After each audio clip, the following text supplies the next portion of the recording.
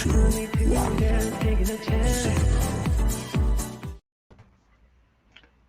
questions and 10 minutes with Ben Collins. Are you ready? I am indeed. Ben, when you meet someone new and they ask you, so Ben, what do you do? What do you answer? Good question, this. I used to answer that I was an award-winning film director and stare off into the distance as if I was the most important person in the world. It's now harder. Now I've got 3 businesses. I say I'm in marketing and I'm a media entrepreneur, which still sounds pretty obnoxious, but I just about get away with it. I like it. I like it. And Ben, what is your definition of success?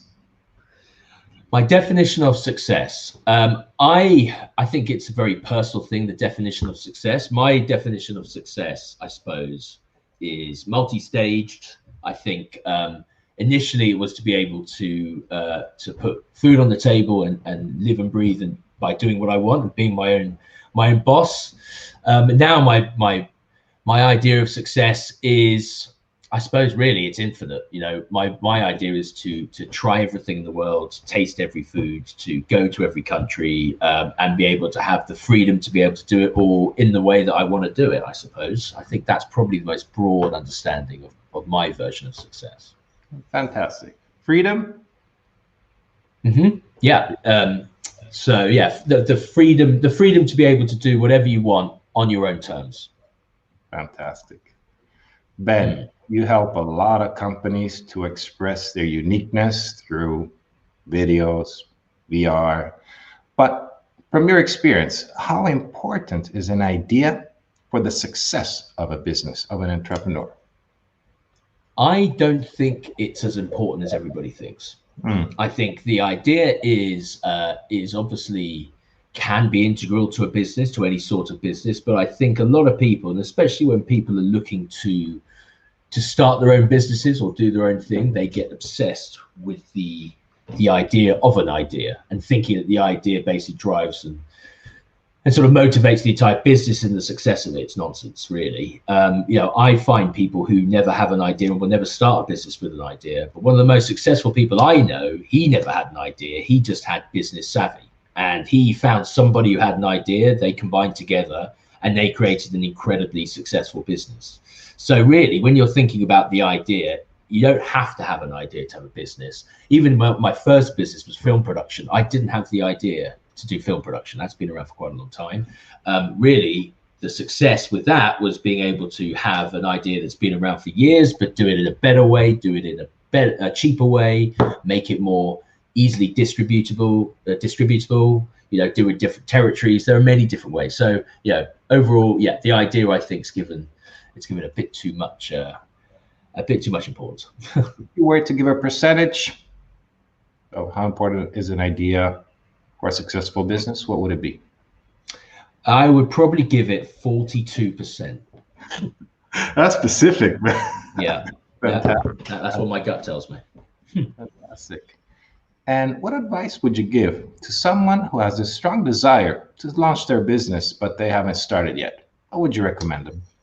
So I've got what I think is a great piece of advice for this, and I bang on about it to everybody. Starting a business isn't just suddenly leaping off a cliff face and just going into the abyss. When I started my very first business, I basically worked on it in the evenings and in lunchtimes while I had another job. And I sort of built it up incrementally over the course, I think it was about 6 months. By the way, when I did start in 6 months, I thought I knew what I was doing. I had no idea. But starting your own business, I think people get really scared that they go from a well-paying job, security, to nothing. That's just not true. My advice for anyone wanting to start a business is it's quite easy to build up your own business in your spare time if you're really serious about it. So by the time that you want to start it full time, you've built up that business that can support you. So rather than jumping off a cliff, it's just a little step off. You know, you've built it up incrementally. You've got to a point that it can support you a bit. So really, starting a business is a relatively easy thing. That's fantastic advice, Ben. Thank you. Thank you. I think so. And what was the best advice you ever received? So the best advice I've received, and I've received it relatively recently, was diary management. So I've now got 3 businesses. Very difficult to be able to jump between the 3. They all do sort of different things, and leading that from the top and being able to put your headspace in each different one is very difficult. There's a lot of demands from a business from one, so let alone, you know, three is pretty hard. So it's diary management.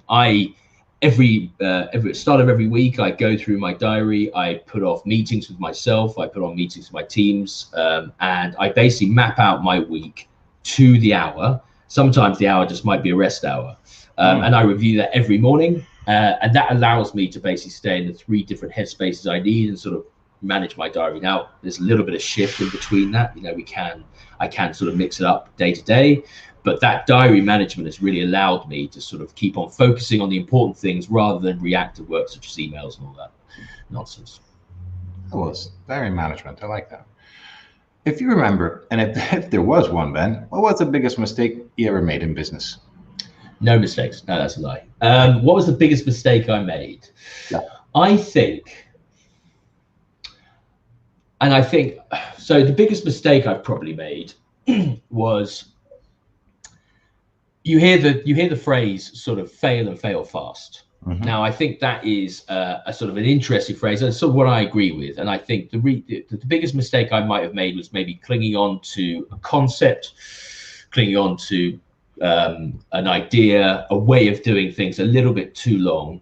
And, you know, I wouldn't say that any of my business, none of my businesses have failed, and that's been great. But also my business could have maybe found success faster if I had gone a little bit more aggressively on a concept or idea, failed quicker, and be able to change things again rather than clinging on to and trying to extend and make the thing work when it might not have done. I think that's probably a generic way of answering that question. That is fantastic. That is fantastic. Thanks. Question number 7. What was your greatest professional satisfaction? Okay, this is hard. I think there's 2 things I think about. Mm-hmm. I started my film production business when I was quite young, and my goal was to make fantastic, really sort of premium content for the biggest brands in the world. And I remember the first time we got our big job with Adidas. We did it with an agency, and we shot a big Adidas campaign in Rio. And, you know, it was my job. My team did it. We had a crew of about 50 people in Rio. It was, and I just remember when the first element of that was we got that job, and I remember walking over Waterloo Bridge and just looking across London in that sort of quite filmic moment, thinking, Jesus Christ, I think, you know, this is amazing. We did it. And then it was actually being on set that day. I remember that when I first read that question, that was what I think about. I get many different personal satisfactions, you know, all the time, but that was the one that really stuck out. I remember thinking, crikey, maybe I'm not completely batshit crazy. It was great. I remember it. It was really fantastic. It was a great one. Thanks, man. Oh, let's take the time machine, man, and let's go back when you were younger, and you had this instinct, the idea of wanting to open your first business. If you could meet that Ben, what would you tell him? If I say that, the last bit again. If I could meet that Ben. Ben, when he was young, ready to launch his first business, what would you tell him if you could speak to him today? What would I tell him? I would probably tell him to be even more aggressive. I was pretty aggressive back then, you know, in going out for stuff. But I would say, like we sort of said about before, that fail fast. You know, I would say get out there more, meet more people, be more aggressive in your ideas. Realize that you haven't got as much time as you think you do to be able to sort of achieve these things. You know, it's interesting when I look back at it, I was making far riskier decisions back then than I do now. But even I would go back and tell him to make even riskier decisions and even go for it, because ultimately, I think as long as you've got application and belief, that everything sort of comes out right at the end. So, yeah, and a better skincare regime as well. That would probably help too. Fantastic. Be more aggressive. Get out more. Very nice. Original. So let's imagine, Ben, with the background, the experiences, your professional luggage today, if you were to start from zero, what would be the first thing you would do? First thing I would do if I was to start from zero, I'd make more partnerships. I think. I think I'd go out and again meeting people. I think it's very easy at stage one to work in silos and work in isolation and hold those reins really tightly. I would definitely. I would look to go and partner with more people and sort of create wider networks of people to work towards a goal. And I think that definitely when I first started the business, it was me and my business partner in a room thinking we could change the world. From there, do our things. I would go back and I would realize the power of the collective, I suppose. That would definitely be one thing I would do. What else? I think there's something for stage zero. And I think that's it. I think it's the power of the collective and the power of people and networks. I think that's been really interesting to me, especially in the past few years. Very interesting. Very interesting. Get out more. Get out more. So Ben, 3 businesses that you're running today at the same time. But what are you working on today? Is there a special project, something new? So at the moment, the 3rd business is probably what I'm working on mostly at the moment. The other 2 businesses are running very well and everything's going pretty smoothly. But the 3rd business is a virtual events platform. And I think actually maybe this is something I could have fed into the previous questions now as I think about it. At the beginning of the pandemic, obviously the world was going in a very new place, very new territory. And me and my business partner, Patrick, put our heads together and thought, how could we try and apply our skill sets with our the 2 businesses we have, which is my film production company and the real estate VR marketing agency that we have, Walk True. How could we put those towards a COVID relevant product business? Wow. And at that time, we worked with Skylark Creative, who are a digital agency. We worked with them a lot, and we basically all came together and all of our skill sets sort of combined to create a virtual events platform that uses VR, we call it the experience first virtual events platform. Wow. And I think that the speed in which we managed to pivot what we were all doing into one product that was very relevant, that has been momentous for us. I got to say, after years of working in film production and VR and marketing, to have a product that is really relevant and really zeitgeisty of its time has been huge. And so we've brought that together. It's True Events. It's going really, really well. And that is definitely taking a lot of my time up at the moment. But yeah, if I was to take a little piece of advice from that, I think the way that we literally just we had that conversation, I think, last March, and suddenly already we've turned it into a business that is already turning over a good amount of money, and it's already serviced. We've done over 10 events already. We've had thousands of people through our platform. That was from a conversation last March from sort of pandemic, what the hell we're going to do. So I don't know what that little nugget of advice is in there, but it's that's what's taking a lot of my sort of side projects on at the moment. So. Fantastic, man. We're gonna move to the backstage of our conversation. Was that within 10 minutes? Because I felt like I was going on and on. Very well, 13 minutes. It was really good. Okay, so I was 3 minutes. So I thought I should extend it a bit because I was being too short. But anyway. Yeah, but that's I think the great thing about doing things live, because you can plan whatever you want to say, but then when you're actually talking, it's totally different because you get emotionally involved, and what probably you imagine could take a little time will take more. But I really appreciate it. And I was interested, you were speaking about the platform of True Events. Is it a platform you created, or you are using other softwares or? So we created True Events. So it's all proprietary software that we've created. So it's Walk True, which is my VR business. It's a marketing agency essentially, but we do lots of VR. We're sort of there providing the visuals for it. And then you've got Skylark Creative, who are building the back-end platform for it.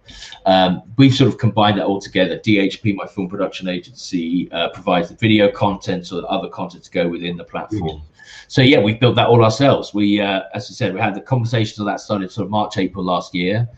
Built the sort of the MVP, the minimum viable product. Got that going by. I don't want to put a date on it. I can't remember. It's all been such a whirlwind, but I think we sort of had our first event on it in September, maybe September, October. And we sort of it's still early days. We're constantly building on it, but it is been really successful. It's a really robust platform. People love it already. So yeah, we've built that all ourselves. Fantastic. The other thing I was really interested was about your location of your first Adidas big gig deal. Who chose the location? The customer.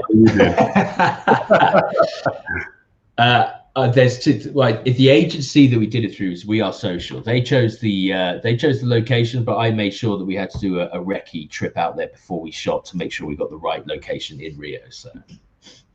Is there anywhere we could eventually? I would like to put it in the link because I remember seeing it because I think you posted it somewhere, and I got a chance to see it. If we wanted to watch it today, is it on YouTube, Vimeo?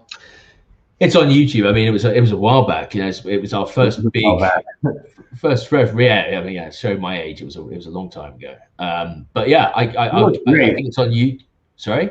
Nice. It was nice. Also, the Nike one, I was really impressed. You did a shoe also, right? A Nike. Yeah, we did a couple of Nike ones. Yeah, good memory, Mary. Very good. Thank you.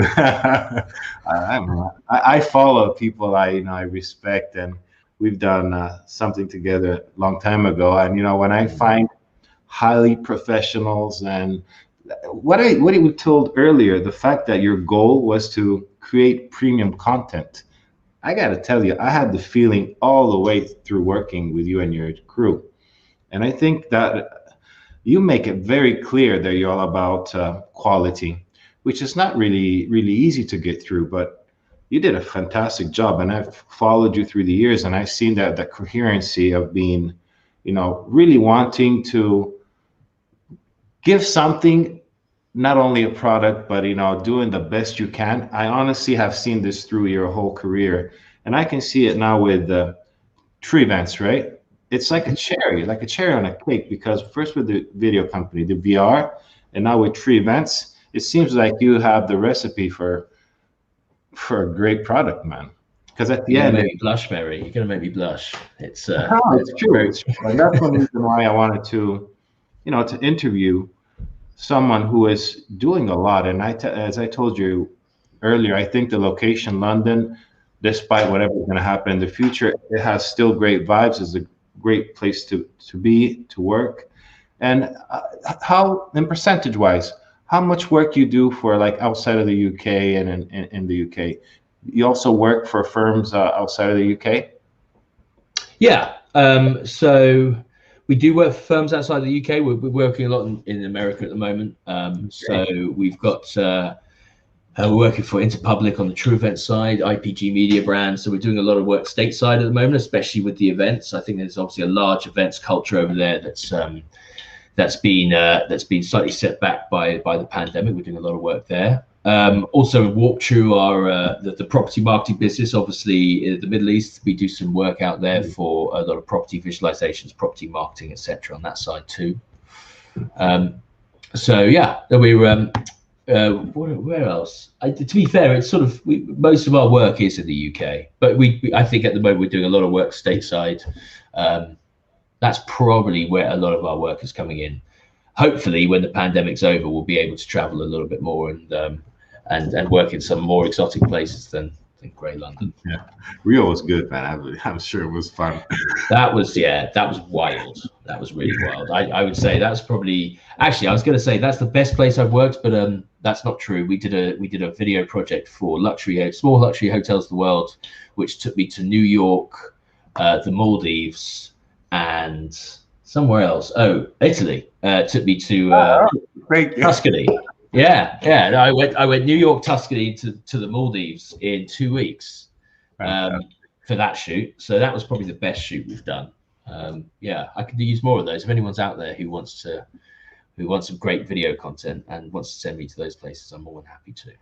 I must say that I was thinking about it while you were speaking, that you're one of the lucky ones. You're like the artists, because See, we can go back and look at your work that you've done 20 years ago, and it's like a piece of art. Any content you create, it stays there, so the future generations can see it. And I think it's really an artistic work, and you do it in a very special way. And I'm really grateful and happy to have you as a guest today in my 10 questions.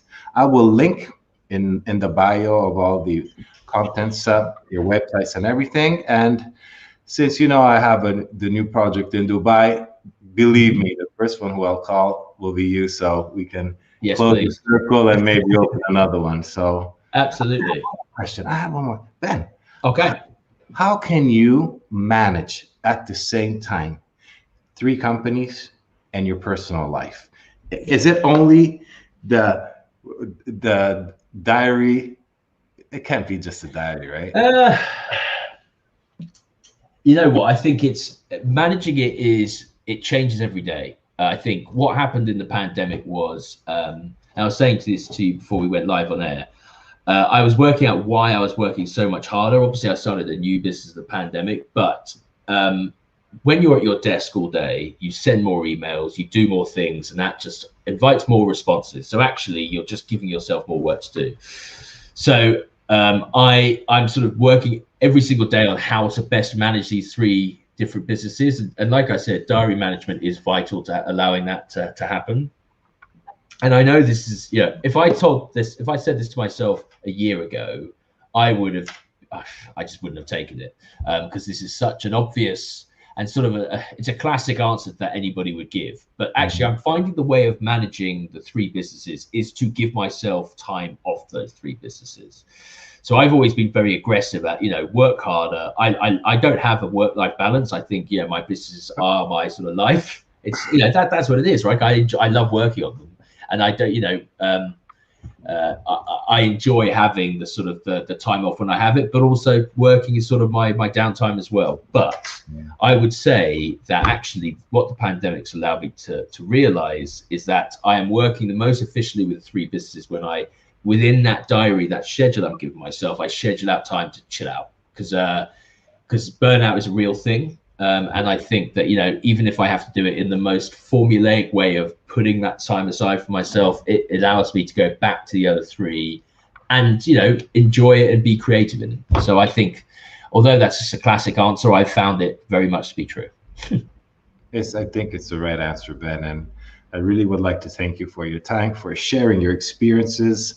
And I look forward to work on a new project together with you, hopefully very soon. So and you, sir. Thank you very much for having me on. And see you soon. All the best, man. Thank you so much for your time. Cheers. Bye. Ciao. Ciao, Ben.